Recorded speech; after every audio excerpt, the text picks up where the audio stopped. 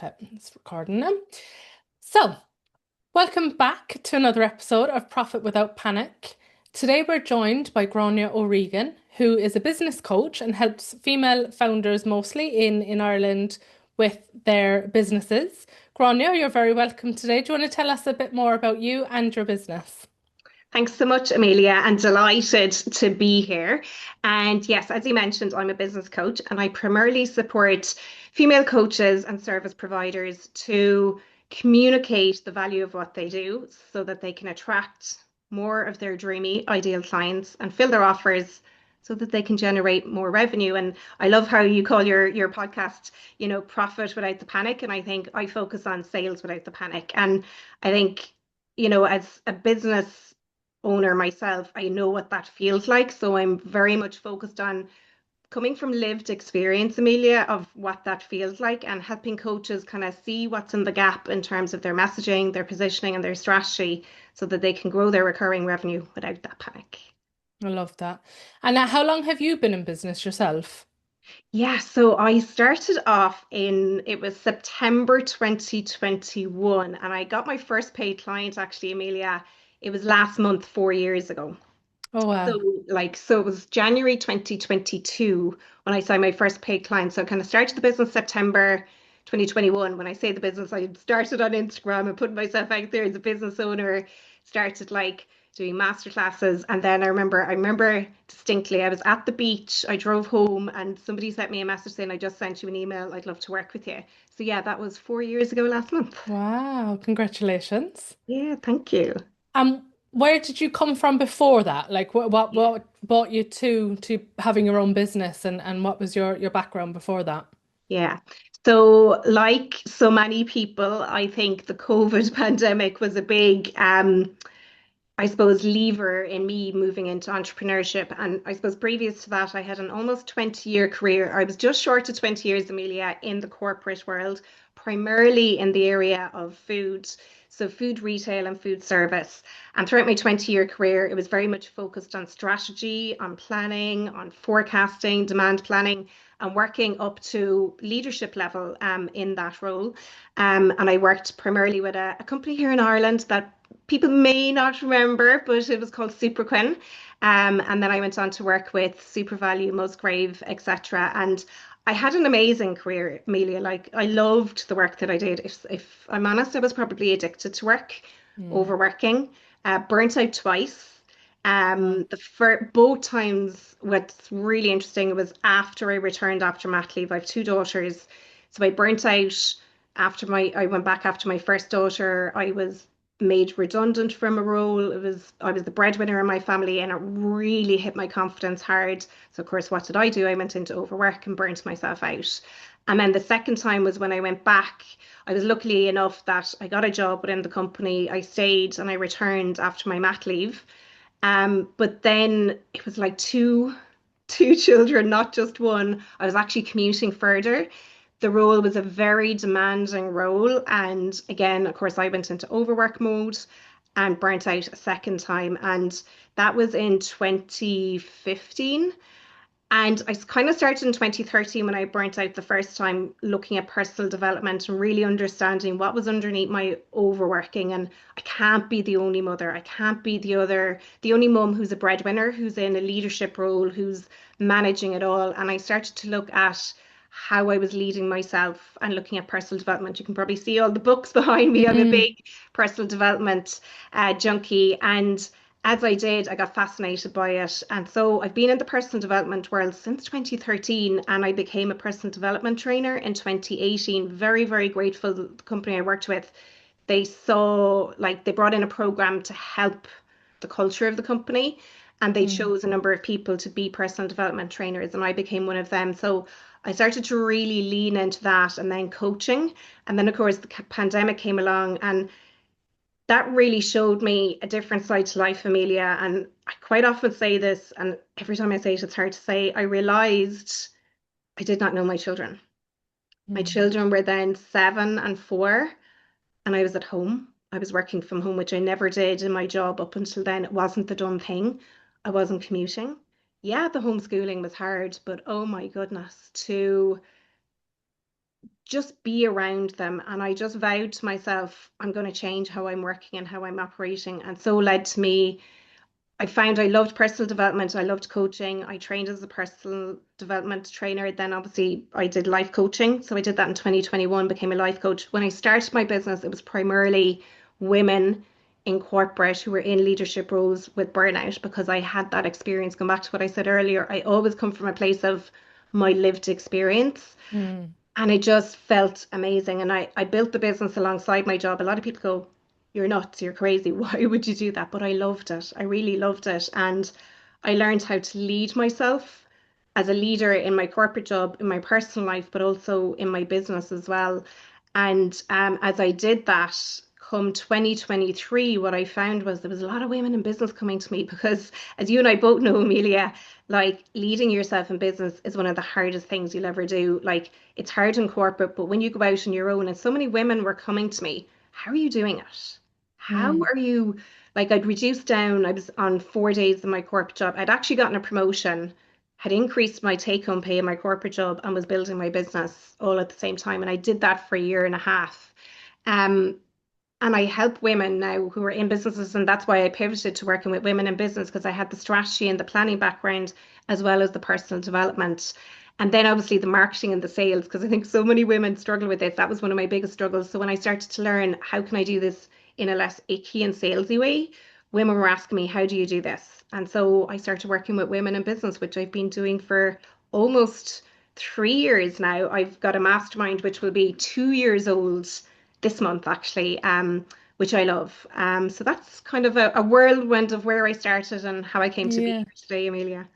Brilliant. It's always such an interesting journey, isn't it? Like and I work with lots of women in business as well, and we have all while we've all got our own unique stories, they're all very similar and they're all, they all come from the same place of, family or, health or something comes and, COVID was obviously a great revealer, I suppose, of how we were living, and it helped a lot of people to readjust and to realize that that rat race and look, running your own business and doing all that comes with its own challenges and problems too. Um, but that there was good things that came out of COVID, and I think we're in similar circles and stuff like that, and seeing how people have navigated through it, and the support that's available now to women out there is great to see and to be part of. And as you said, you've got your mastermind now where you obviously support women very closely in that space. Do you want to tell us a little bit about that mastermind and kind of what people can get and what they can expect if they were to look into to joining that? Yeah, and maybe to touch on something you said there, and I think, yes, the pandemic was a really big lever for a lot of women. And I think there's a lot of women, and I know we spoke about this, Amelia. I know you, it was from, being able to be there for your kids and, that kind of home life, work life. And is there any such thing as balance? I don't believe that there is. And entrepreneurship can be as big a rat race as well, should you Mm, choose to do it. But I think the difference being is that you're doing something that fulfills you and enjoys that you enjoy, and you have the flexibility. That was the biggest yeah, thing I wanted, was the flexibility to be able to, you know, bring my daughters to school, collect them from school, do extracurriculars, pick them up from the school gate if they were sick, all of that kind of stuff. And sometimes those little things can feel so trivial, but for me, they were huge things. And I think it's yeah, always being clear about why you want to do something. And the other side of it is, going back to, and I think values is a big one. And I know this is one that can be thrown around, but it actually does come back. Like I value achievement. I'm a high achiever, always have been, but I value family and yeah, connection as well. And I was acing the achievement, but at the sacrifice of family and of connection. And when I say connection, I was completely disconnected from myself, disconnected from my kids. And what entrepreneurship allowed me to do was to be able to do something that fulfills me, but have that flexibility. And when the way I support women is to help them to do more of that by not mm, burning themselves out. And a lot of women come to me because they have either burnt out, they're on the verge of burnout, or they are struggling to set their business up in a way where they are generating the revenue and the profit, that is equal to the effort that they're putting in. Yeah. And, you know, Or I've heard that. chasing a revenue figure that is irrelevant to their life, and Absolutely. Absolutely. And I think like one that nearly killed me, Amelia, and I don't know if you felt this as well, was the 10K month. Like 10K month was being thrown around, and that was the optimum number that I wanted to get to based on my corporate salary, etc. But when you're starting out the gates, like very like and people sell the dream, but very few people hit their optimum number out the gates, the minute that you start. And you yeah, get to make a choice. And I made a choice, like, when I was leaving my corporate career, that I was giving myself a runway, that I wasn't going to hit that number, but I was going to work towards it. And I think that is something that a lot of women beat themselves up over. Also, they are not optimizing how they're setting themselves up to work with people. A lot of people stay in one-to-one for longer than they should. I'm not saying you shouldn't work one to one with people, but there is a way for you to take what you're doing one to one and optimize that so that you're leveraging your time and your energy so that you can generate that optimum number. But a lot of people don't look past that, or the mindset gets in the way where, "Oh, I couldn't do that. I couldn't do a group program, all of the things." But I think it's really, really important to set yourself up in a way where you're not going to be panicking. And I yeah, see a lot of women do this. And I help a lot of the women who are very much in the growth stage. So they've been doing the one-to-one, they've either filled it, sold it out, they're generating revenue, they're making sales, but there's an up level required. And that requires a shift. It requires yeah, a shift in you, identity wise, number one, which can be uncomfortable because we can get into our comfort zone and you hit this. And I know I have felt this numerous times in my business. And I think everybody, woman, feels this, where you hit this capacity level. And it's not just a money capacity, but it's actually a identity, energetic capacity where, like, who am I to do this? Who am I? Raising prices is one. I see this a lot with women. Oh, I don't know how to value my worth. You never value your worth. You value the value you deliver. You mm, value the time and effort that you're putting in. And that's very different from like a course that somebody signs up to, which the majority of people, like self-study, the majority of people don't finish. Or a lot of the women I work with people. They're guiding them, they're coaching them, they're mentoring them. There's huge value in that. And when you can yeah, price and position yourself based on that, it takes away so much of the panic. Like, I had a client come to me recently, and she was working with clients for 12 weeks, but they were constantly re-signing. So we're staying with her for like 4 to 6 months. So I said, why don't you extend your program and increase the price based on what you're seeing in front of you? And she just hadn't looked at it like that. And straight away, when she said, oh, will clients pay this? And we kind of got really, really clear on, well, what is the value? Like, the evidence is already there. And when she went out to her current clients, of course they re-signed with her because they see the value of what she does, how she's positioning herself as well. So I think a lot of women, kind of, their identity and the value and their worth is very much tied up in what they're doing. They need to mm, disassociate that in order to take away that panic and that chasing. yeah. And I think that's something that we've kind of inherited or have bought along, the generations and stuff, I think. And it's because I'm the same. I see that in women I work with, and I would have been, partial to that as well myself. Um, where, if I'm not putting in the hours, if I'm not actually doing the work, then, I can't charge. And, with AI coming in and, that's doing a lot of the bookkeeping work and stuff, but I still have to check everything. And, but there's this whole like, but if that's doing it, I'm not doing it, so I can't charge for it. And like you've got this constant battle. And I think it's definitely more of a woman thing than it is a man thing. I think we struggle with it a lot more. And that there's probably lots of reasons for that. But it is interesting, isn't it, to see how we can get so caught up in our own heads and in everything that we're doing and how we put ourselves out there and how we show up and ultimately how we price and how that actually affects our business, which then affects our home life, So the knock-on effect is huge Yeah. when you're looking at building your business and putting together your offers and your pricing and putting all those foundations together. Yeah. It really does have a massive impact on you and your life and your future and everything that comes after, the groundwork is laid. Yeah, absolutely. And that's why in the mastermind that I have for women, it's taking those foundations. And sometimes it's like, when you're building a house, you have to have the foundations. Like, us women want to be thinking about what color paint and the sofas, and we're looking at, what kind of theme we're going to have for our kitchen way before like the blocks are done, and deciding on windows and, what kind of heating and all the boring stuff. And if somebody had said to me, and I think a lot of people, I was a little bit naive, and I was like, at the beginning, because you see all the big influencers online, and you can create 10K months, in 2 hours a week, which is complete BS, to be honest with you. And I think the more you can unfollow those people, the better. But I think it's about really owning that sometimes you have to do the boring work, and sometimes you have to go back to the foundations. This is what I see with a lot of the women is when they've been in business for a while, something has shifted. So your ideal client has shifted. So going back to what you were saying, AI is coming in, things are shifting in your industry, and you can't ignore those things. You have to look at the patterns. What is happening in your industry? What is happening with your clients? What are you seeing? And when you look at the patterns, and then when you meet the demand of those patterns, you're going to create the demand is there. You're signing clients, but it's about continuously meeting that demand. And it's not about one and done with your foundations. It's,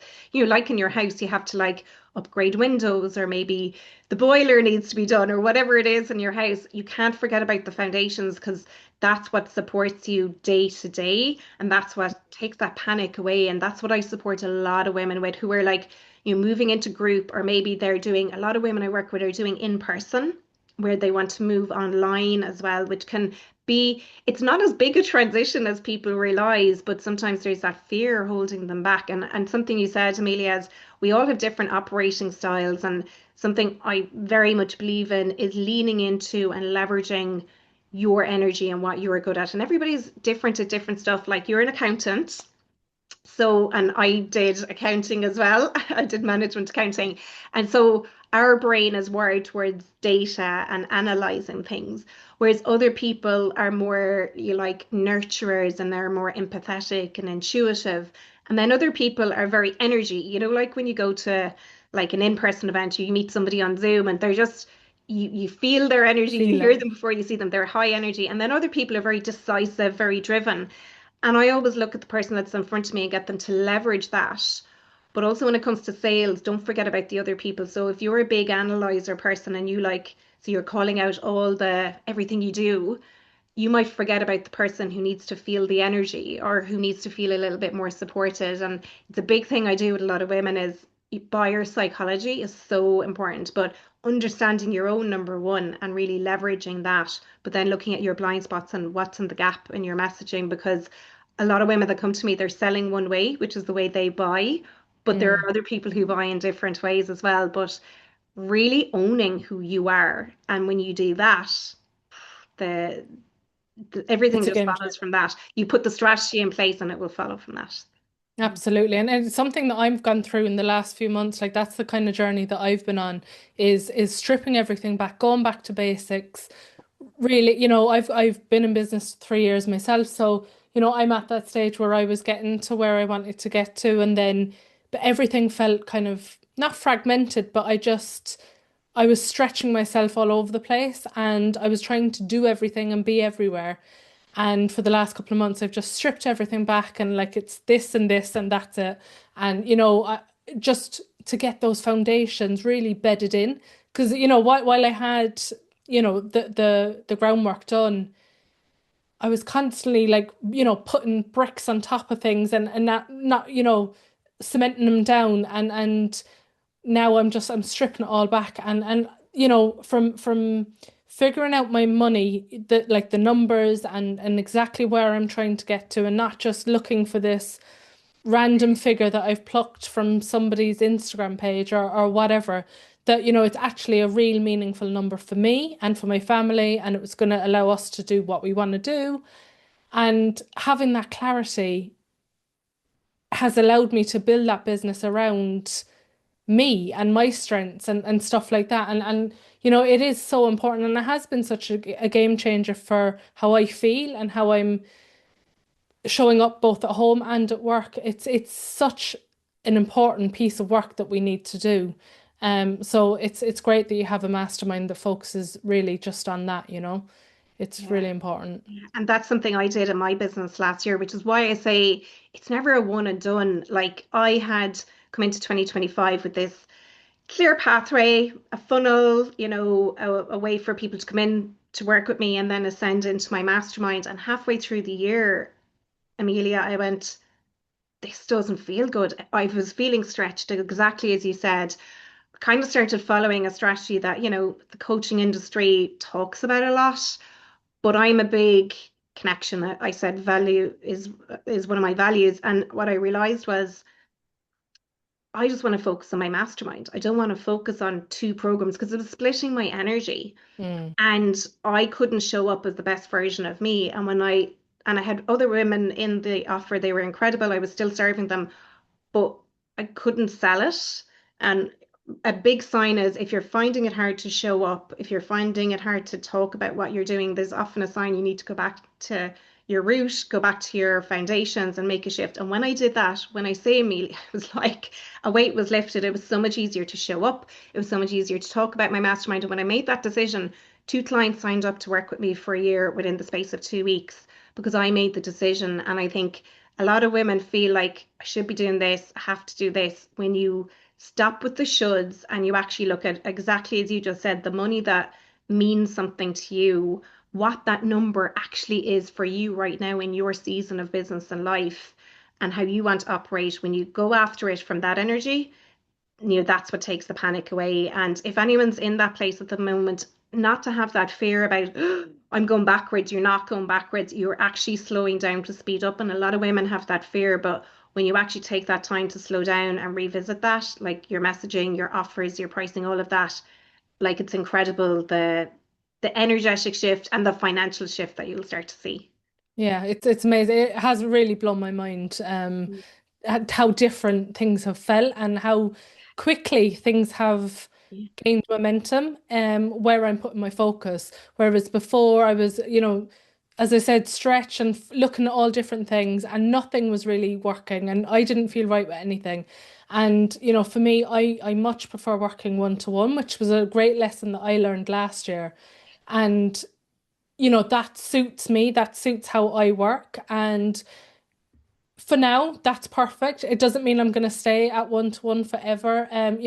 Things can always change, and we're allowed in business to do whatever we want to do as Exactly. long as it Yeah. feels good for us. And once it doesn't feel good no more, park it, move on to something else. And Yeah.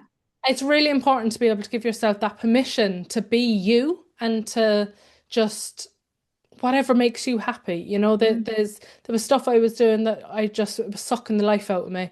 And I Yeah. just said, I'm not doing that no more. Like that's it. It's not necessary. Somebody else can do that really, really well. I'm not the person for that.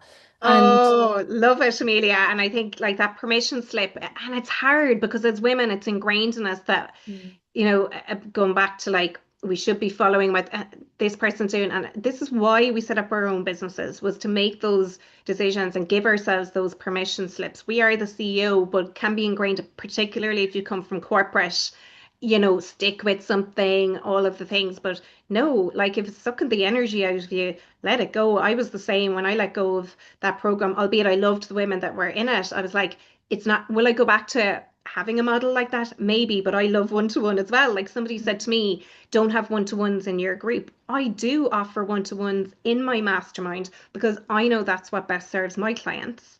And it's also what best serves me in this season. So I think going with your own energy and making those decisions, and when you do, yeah, it's amazing. yeah, you know best yourself, don't you? What feels right and what's right for your clients and how you work best. So it's really important to just follow your own gut, I think. Yeah. So how can people find you, Grania, or get in Yeah. touch with you if they want to work with you? So the best way to find me is on Instagram. That's where I hang out, and you can find me at Gráinne O'Regan Coaching. And I share similar about what we talked about here, Amelia, all around kind of your positioning and messaging, and then your strategy and the mindset work as well. I kind of do all three because I think it's important to have a mix of all three. And I also have a free gift that I can share, which is particularly focused on how you can increase your sales through messaging. So it's my 5x your sales through your messaging, and there's a masterclass in there, and there are also different prompts in there that will support people, particularly when it comes to following up with leads and talking in the DMs and stuff like that, because I know that's something a lot of women do not like. So if you struggle with that, I would highly recommend signing up for that. Excellent. Well, I'm going to grab my copy of it and I'll put the link to that in the show notes so people can grab that. I'm sure everyone will grab that straight away. And Gráinne, I'd love to thank you for coming on to the podcast today, and we'll be talking soon, and thank you so much. Thanks so much, Amelia. Cheers. No.